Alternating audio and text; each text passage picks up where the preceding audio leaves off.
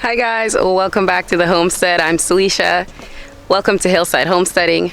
Today I wanted to talk about something I've been getting a lot of questions on my social media and everything, and that is about chicken feed and any ways that you can supplement the cost of buying chicken feed. So we're gonna talk about that today. Today is a pretty rainy day on the homestead. We did not have a white Christmas, but we did have a couple of days after Christmas where it snowed quite a lot. So now the snow has melted and we've warmed up a tiny bit.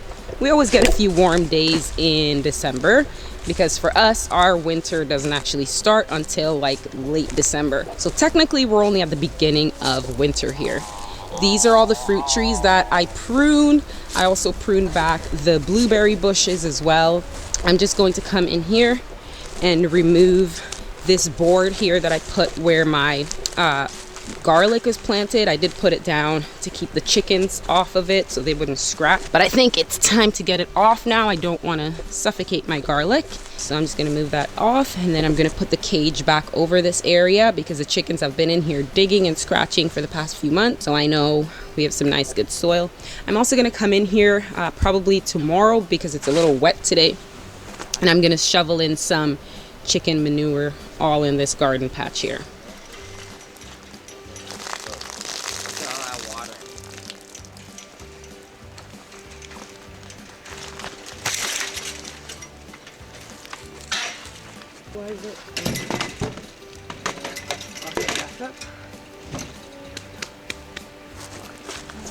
So the garlic patch is ready to go. I'll be planting some onions in this patch as well because this year I'm keeping this onions and garlic only. We're going to try and keep it a lot cleaner and a lot more organized, so we're only going to do onions and garlics here. The rest of the garden will go up there where my main garden patch is. Look at this gate, how beautiful it looks, guys. I'll be doing a full video on how we built this entire gate, and I'll show you guys that. The only thing we have left to do is to hook up the electric fencing to this gate, and then that way we'll be able to get through the gate. The goats will have all this area. It's like about, I don't know, a third of an acre or so. And that way we'll still be able to get to the stream, which is on the other side. We're keeping everybody in here. We want to make sure all the two girls get bred, and so they're locked in, and we're hoping that we're gonna have some kidding season coming up, right guys? Right ladies? Empy? We're hoping? Look at them. I like it. Hey BP. Hey BP boy, come here. Yes, BP. Oh yes. I don't have any food for you, buddy. You're such a cute boy. So right now we're basically in a dilemma, which we're trying to figure out which kind of goats we want to keep on the homestead and which ones we want to breed. Now that's all going to be determined by who gets pregnant and who's able to successfully kid this spring. And I guess that's going to determine which way we decide to go. Either keeping with the Boers, or if MP here, where is she? Oh, she's behind there. The Pygmy here. If she gets pregnant, then we might end up going with her. So it all depends on who is able to successfully get pregnant and who's able to kid successfully. And I know for a fact that MP here, the Pygmy, she is a good mom because she did come with BP, the baby Pygmy right here. They came together as a pair. So it all depends on if she's able to kid again. She did do a wonderful job with BP, so I'm expecting her to do just as good a job if she's able to kid this spring. So we're just hoping right now that both the girls are going to be successfully bred. Hopefully they both are, and then depending on how they kid, we'll decide which way we want to go, whether or not we want to keep with our Boers or switch over to the Pygmies. Let us know what you guys think though. So let's go talk about lowering the cost of chicken feed and how you can supplement their feed. Okay guys, so now let's talk about chicken feed and the different ways you can reduce the cost. There goes a bird. A big one, a duck. Different ways that you can reduce the cost of chicken feed for your flock, because once you get your chickens, there are different types of feed you're gonna have to feed them. So when they're day olds, you're gonna have to start with a chick starter, which is a chick starter scratch. Once they're a little bit older, you're going to get them on a grower feed, which is the next level up, which helps them grow and develop properly. And then once they're of age, which is around 6 months old, especially if you're raising hens. Now, if you're raising meat birds, that's a different thing. But let's just talk about hens right now.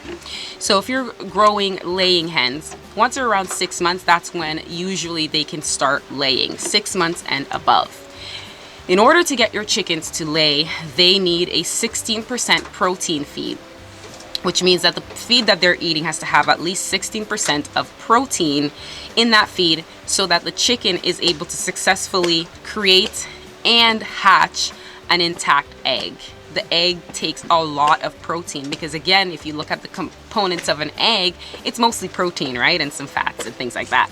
So in order for the chickens to produce a good amount of eggs, you're gonna wanna feed them the proper layer feed. Now, layer feed is something you would have to buy at the store. You just can't make layer feed at home or yourself. Now, that doesn't mean you can't make a great chicken feed at home. You definitely can. We used to make chicken feed all the time, but nowadays we just purchase it from the store because that's one less thing for us to do on the homestead. And once you get knee deep in homesteading and you have a bunch of different animals and they have to get care and fed and watered and homed, you're gonna want to simplify your tasks as much as possible. And for us, that meant that we're gonna buy the feed from the store. So for laying hens, again, you want it to be a good protein feed. We always use the non-GMO feed wherever we can find it. Sometimes they sell out and it's, you know, a pain to try and find it. But for us, it's worth it to have the non-GMO feed. We just don't want any genetically modified grain in our chicken feed. So how to reduce the cost of all of that layer feed, because you're gonna have to be buying layer feed all the time, continually, in order to keep your hens laying. So tip number 1 is to get grass clippings from whenever you mow the lawn, from whenever you are, you know, shearing bushes, or whenever you're clipping branches or trees, or pruning, or, you know, if a tree falls or if there's a hanging branch and you're cutting it down. Make sure you sprinkle that into your chicken coop. Your chickens will forage on all of the green matter. They'll find little bugs and little things like that to eat, and they love eating fresh grass. Now, you can't feed them only fresh grass. That's just a supplement to what you're already giving them. But again, grass is abundant, and when we have a lot of grass around us in the summertime, we all know how much we have to mow. And so using grass clippings as a supplement to the feed for your chickens is a great way to add some additional nutrients, and especially if your chickens are in an enclosed coop or in an enclosed chicken run, they're not gonna have access to fresh grass all the time. So whenever you mow the lawn, or whenever you're, you know, clipping or trimming things, you can definitely just throw that into the chicken coop and they will absolutely love it. Tip number 2 is cover crops. Now, cover crops is a great way for your chickens to get a supplement to the feed that you're already purchasing. Cover crops are absolutely amazing. They're fresh, they're delicious, and your chickens will absolutely love it. It's also gonna add some really good nutrients back into their diet, and it's gonna keep them nice and vibrant and healthy. Now, people will grow cover crops in the fall or in the spring, and usually it's that time in between a transitional phase for gardening. So now you wanna plant something that will actually grow, but that's gonna keep a cover over the crop so that you don't lose your valuable soil, especially if you have a large area, right? You're gonna wanna plant a cover crop on that just to keep the soil from getting exposed, blowing away, things like that. You would let the chickens in there, and then you just let them gorge themselves on the cover crops. Now, that's gonna provide 2 things. Number 1, it's going to provide fertilizer for your garden. And the second thing is your chickens are also going to absolutely love it, and it'll supplement the cost of all that chicken feed because now they have a nice fresh source of feed. Number 3, and that's probably one of our favorite ways to reduce the cost of chicken feed, and that is to give them all of your kitchen scraps. Now, chickens absolutely love kitchen scraps because, hey, it's like human food. the most delicious of all. And they absolutely love it, you know, whether it's the peels and the skins from vegetables and fruit, carrots, potatoes, anything like that. You can throw it to your chicken. Even when I have like leftover things like rice and ground beef or something, I'll throw it to my chicken. And not only do they love it, and not only will it reduce the cost of your chicken feed, but it's such an important source of nutrients for the animals. They get all of the wide range of nutrients, vitamins and minerals that we would get from that food. They're also gonna get it. So that is another way to supplement the cost of your feed. Every like 2 days I come down with like a big bowl of, you know, peels and skins and leftover food, and I throw it out to my chickens. Sometimes my goats might get a little bit of it as well, but they love it, and it's a great way, especially if you're in an enclosed coop system. That's a wonderful way to give the chickens some nutrients and lower your chicken feed bill. Another way that you can reduce the cost of your chicken feed is by free ranging. Now I know this sounds, you know, super simple and obvious, but a lot of people don't realize that having the chickens free range is a great way to reduce the cost of chicken feed.